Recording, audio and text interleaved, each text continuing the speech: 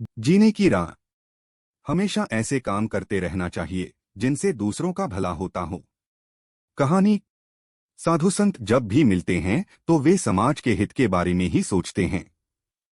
भारद्वाज ऋषि और याज्ञवल्क्य ऋषि से जुड़ा ऐसा ही एक किस्सा है। पुराने समय में भारद्वाज नाम के एक ऋषि प्रयाग में रहते थे।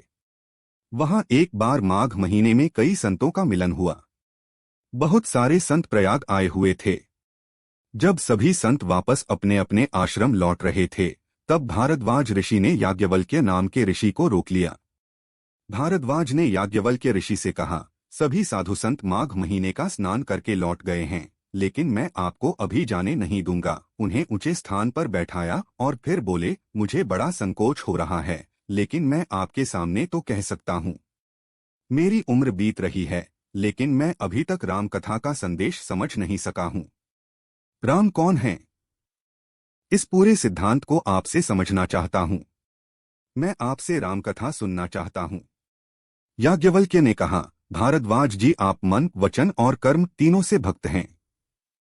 पूरी तरह ईमानदार और समझदार हैं, लेकिन सवाल तो ऐसे पूछ रहे हैं जैसे आप कोई मूर्ख हैं। आप कुछ जानते नहीं हैं, लेकिन आप ये प्रश्न मुझसे इसलिए पूछ रहे हैं ताकि मेरे मुंह से रामकथा बुलवाकर सारे संसार को ये कथा सुनने को मिल जाए, सबका भला हो जाए।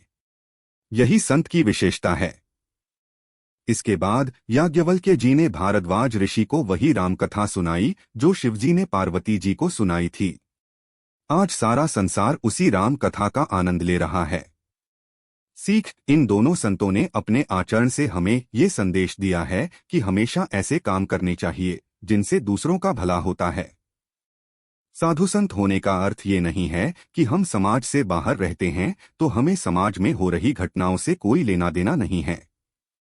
साधु संत समाज से अलग रहते हैं, लेकिन हर एक काम दूसरों के हित के लिए ही करते हैं।